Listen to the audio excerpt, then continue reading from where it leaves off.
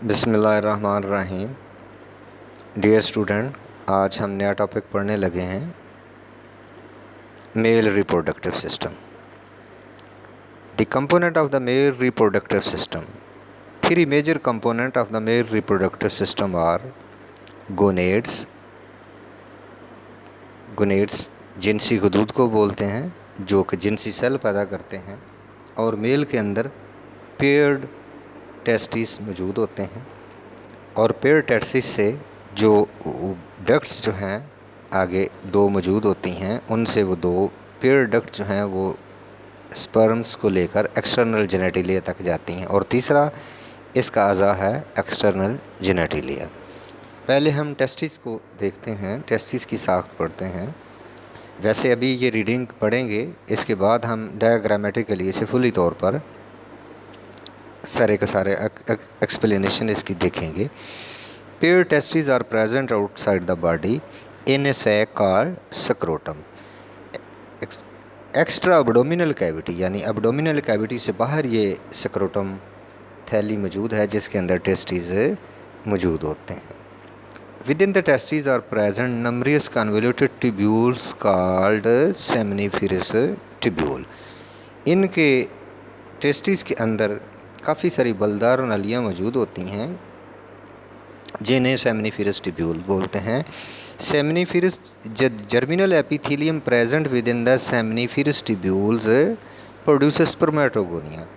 इनके अंदर जो इसकी एपिथेलियम है, जिसे हम जर्माइनल एपिथेलियम का नाम देते हैं, उसके अंदर डिवीज़न का अमल होता है, माइटोसिस का अमल होता है, और उसकी तादाद में इजाफा होता है। और इब्तदाई साखत जो है, जो स्पर्म को पैदा करने के लिए निकलती है, उसे हम स्पर्मेटोगोनिया का नाम देते हैं। उनके अंदर काफ़ी डिवीज़न होती है, और वो प्राइमरी स्पर्मेटोसाइट में चेंज हो जाते हैं, फिर प्राइमरी स्पर्मेटोसाइट सेकेंडरी स्पर्मेटोसाइट में चेंज हो जाएंगे, यानी उनमें मियोसिस का अमल आगे शुरू हो जाएगा। After repeated division spermatogonia give rise to the spermatozoa. उस स्पर्म बनेंगे। Spermatozoa are carried through the ducts. इनको नालियों के ज़रिए फिर वहाँ से ले जाया जाता है एक्सटर्नल जेनेटिलिया तक। सेमिनिफेरस ट्यूब्यूल को अगर हम देखें, क्रॉस सेक्शन उसका देखेंगे नेक्स्ट डायग्राम के अंदर, कि उसके अंदर सर्टोली सेल्स भी मौजूद होते हैं, और उस ट्यूब्यूल के अंदर ही ये स्पर्म बनते हैं। ये सर्टोली सेल जो हैं ये फ्लूइड सेक्रीट करते हैं। Secrete a fluid which provide a liquid medium protection and nourishment to the sperm while they are in the tubule. यानी इन्हें लिक्विड मीडियम फ्राहम करते हैं तैरने के लिए, मूवमेंट के लिए, और उन्हें ग़िज़ाइयत फ्राहम करते हैं जब भी वो नालियों के अंदर होते हैं। Paired ducts. Major ducts of the male reproductive system जो है वो कौन सी है? वो है वासा एफरेंशिया। वासा एफरेंशिया के बाद आती है वास डिफरेंस। वास डिफरेंस आगे है नेक्स्ट एपिडिडमस और यूरिथ्रा।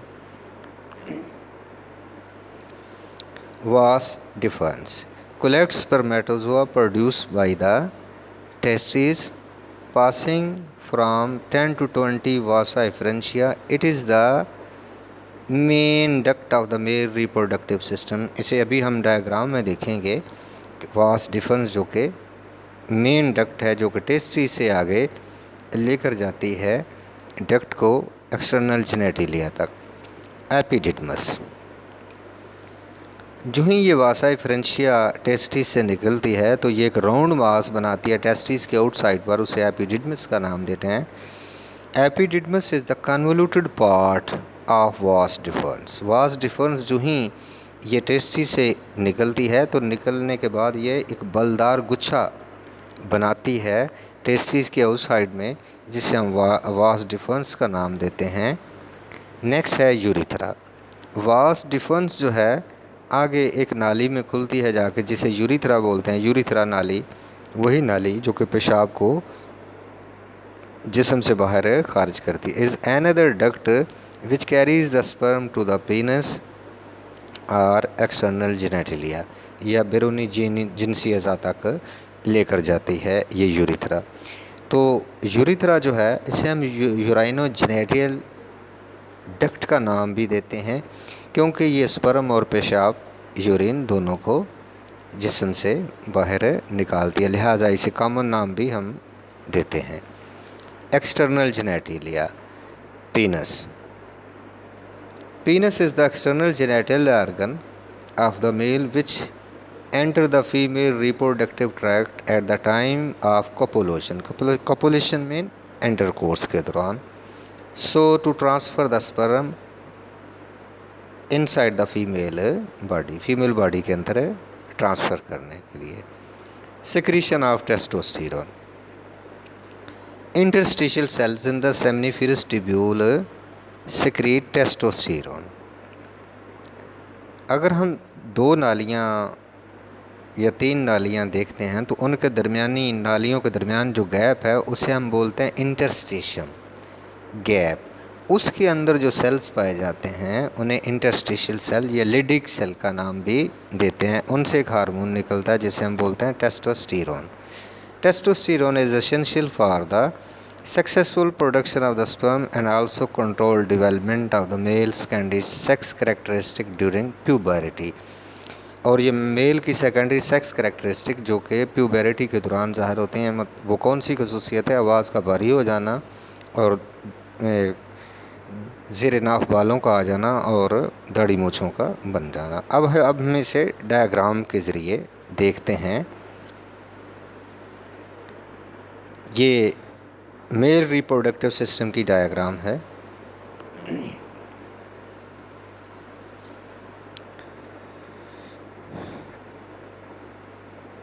ये बैरूनी साख्त स्क्रोटम थैली जिसके अंदर ये वाले पेयर ऑफ टेस्टिस ये मौजूद हैं। ये पेनस यहाँ से यहाँ तक ये पेनस मौजूद है। इसके अंदर ये वाइट लाइन जो है ये ज़ाहिर कर रही है यूरिथ्रा को। यूरिथ्रा पेशाब की नाली। और ये वाली जो ये टेस्टिस के ऊपर ये वाइट हिस्सा ये जिसे मैं मार्किंग कर रहा हूँ ये एपिडिडमस का है। और ये वाली नाली जो है ये जा रही, इसे हम वास डिफरेंस का नाम देते हैं। ये यहाँ से निकलती है एपिडिडमस से और ये इधर से होती हुई ये सीधी ये यूरिथ्रा को यहाँ इधर ज्वाइन करेगी।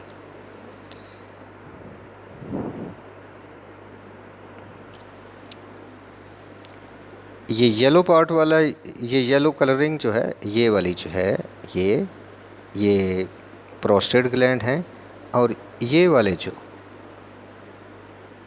ये सेमिनल वेजिकल ग्लैंड्स हैं। इसके अलावा भी आगे इन्हें हम एसेसरी पार्ट्स बोलते हैं मेल रिप्रोडक्टिव सिस्टम के। इन्हें हम मज़ीद भी देखते हैं। अभी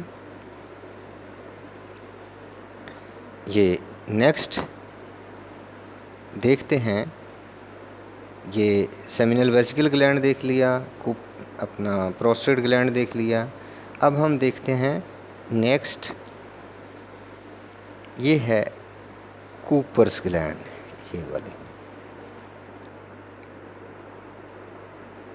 इसे हम बल्बो यूरिथ्रल ग्लैंड का नाम भी देते हैं। जब स्पर्म निकलते हैं यानी सीमन निकलते हैं तो मुख्तलिफ सिक्रीशन जो हैं ये ग्लैंड जो हैं अपनी खारिज करते रहते हैं इसके अंदर और ये एक लिक्विड बनता है जिसे हम सीमन का नाम देते हैं। अगर हम टेस्टिस का क्रॉस सेक्शन देखें तो अब हम सेमिनिफेरस ट्यूब्यूल्स को देखते हैं। सेमिनिफेरस ट्यूब्यूल जो हैं ये जो बलदार नलियाँ ये मौजूद हैं ये सेमिनिफेरस ट्यूब्यूल्स की हैं। तो बैरूनी तह जो है टेस्टिस की इसे हम नाम देते हैं ट्यूनिका एल्बोजिना। ये मौजूद है। ये वक्फों के बाद अंदर को ऐसे पिरामिड्स बनाती है, कोन्स बनाती है जिन्हें हम टेस्टिकुलर लोब्यूल्स का नाम देते हैं। इसी के अंदर ये सेमिनिफेरस ट्यूब्यूल ये मौजूद हैं। ये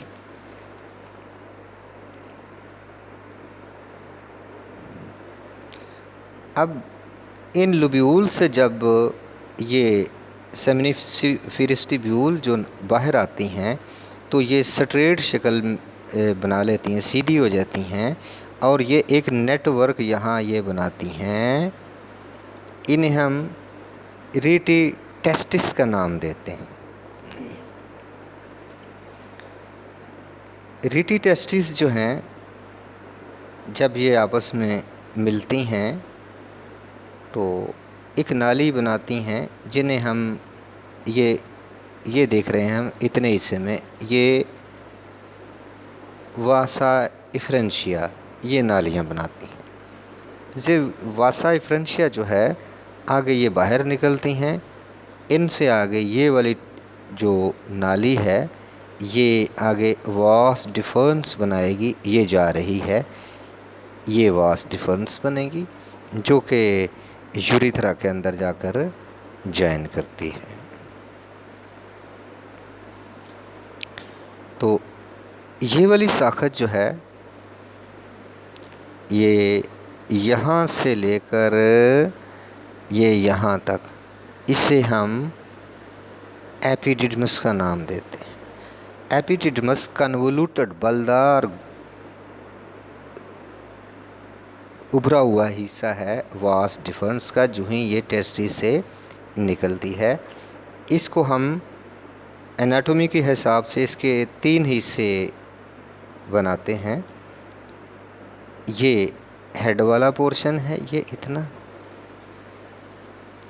इसे कैपुट एपिडिडमस का नाम देते हैं। ये मिड वाला हिस्सा है इतना, इसे कार्पस एपिडिडमस का नाम देते हैं। और ये एंड वाला हिस्सा जो है ये, इसे हम कॉडा एपिडिडमस का नाम देते हैं। इसके बाद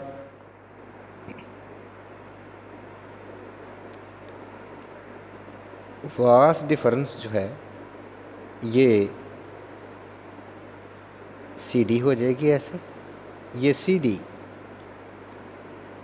यूरिनरी ब्लैडर्स के पास से होती हुई सीधी यूरिथ्रा में दाखिल हो जाएगी। ये इधर, ये ऐसे, ये यहाँ से होती हुई ऐसे यूरिथ्रा को जॉइन कर जाएगी। और इधर ये हमारा यूरिनरी ब्लैडर है, ये यूरिनरी ब्लैडर से आगे ये यूरिथ्रा, इधर से ये स्पर्म आएंगे, इधर से यूरिन आएगा, और यूरिन और ये स्पर्म दोनों यूरिथ्रा के ज़रिए बाहर निकाल दिए जाते हैं।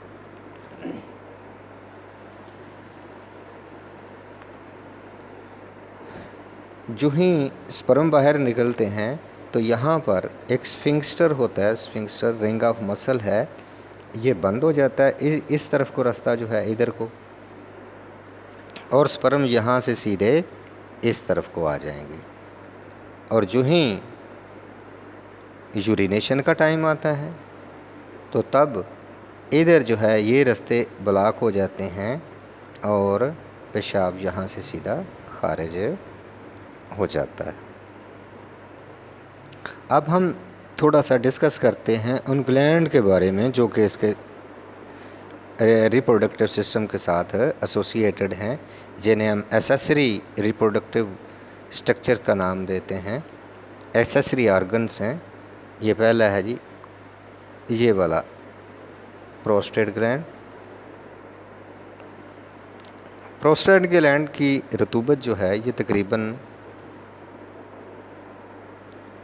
10% 30% होती है टोटल सीमन का, और इसकी रतूबत का मेन काम जो है वेजाइना की पीएच को एडजस्ट करना, क्योंकि वजाइना की पीएच जो है वो एसिडिक होती है और एसिडिक मीडियम के अंदर स्पर्म जो है वो सर्वाइव नहीं कर सकते।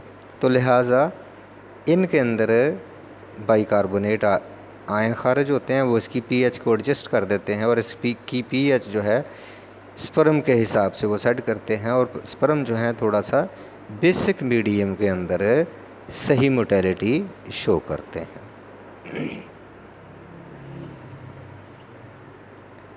नेक्स्ट ये वाले जो स्मॉल ग्लैंड ये मौजूद हैं, इन्हें हम स्माइनल वेसिकल का नाम देते हैं।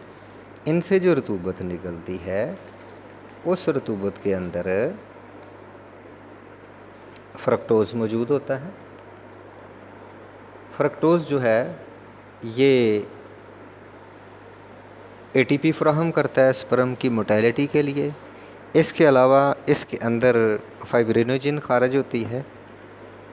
फाइब्रिनोजिन जो है सीमन को क्लॉट करने में मदद देती है, क्योंकि सीमन क्लॉट होगा तो स्पर्म की मोटेलिटी जो है मेल के अंदर रुकेगी, क्योंकि इस तरह अगर स्पर्म हरकत करेंगे तो वो तो ज़्यादा से ज़्यादा अपनी तवानाई ज़ाया कर देंगे, वो इसे क्लॉट करने में मदद देते हैं। इसके अलावा एक और इसमें केमिकल खारिज होता है जिसे हम प्रोस्टाग्लैंडिन का नाम देते हैं। ये प्रोस्टाग्लैंडिन जो है ये फर्टिलाइजेशन में मदद करती है। प्रोस्टाग्लैंडिन जो ही सीमन के साथ खारिज होती है, फीमेल वेजाइना के अंदर लॉज होता है ये सीमन, तो यहाँ से ये प्रोस्टाग्लैंडिन जो है ये यूट्रस को कंट्रैक्शन में मदद देते हैं और ये रिवर्स पेरिस्टाल्टिक मूवमेंट कहलाती हैं, यानी ऊपर की तरफ ये मूवमेंट करती हैं रिवर्स साइड में और स्पर्म को फिलोपियन ट्यूब की तरफ गाइडेंस करने में हेल्प करती हैं। तीसरा ग्लैंड है जी कूपर्स ग्लैंड। ये कूपर ग्लैंड जो है इससे म्यूकस खारिज होती है और वो म्यूकस जो है ये यूरिथ्रा को लुब्रिकेशन फ्राहम करती हैं ताकि सीमन जो हैं आसानी से यहाँ से निकल जाएं। अब थोड़ा सा वो सर्टोली सेल की से खारिज होने वाले एक और केमिकल के बारे में हम थोड़ा सा जानते हैं। वो केमिकल उससे जो खारिज होता है उससे हम मिलेरियन रिग्रेशन फैक्टर का नाम देते हैं। वो मिलेरियन रिग्रेशन फैक्टर जो है वो डेवलपिंग फीटस के अंदर सेक्स डिफरेंशिएशन के लिए बहुत काम करता है। अगर वो काम छोड़ जाए तो काफ़ी सारी जेनेटिल डिफेक्ट्स पैदा हो सकते हैं। ये तो था हमारा मेल का रिप्रोडक्टिव सिस्टम जो आज हमने पढ़ा। नेक्स्ट चैप्टर में हम ये सारी साख्त को दोबारा पढ़ेंगे। ये वाली साख्त जो है ये टेस्टिस की, इसके अंदर हम स्पर्म के बनने के अमल को पढ़ेंगे और पूरी डिटेल के साथ पढ़ेंगे कि स्पर्म कैसे पैदा होते हैं। तब तक के लिए अल्लाह हाफ़िज़। थैंक्स जी।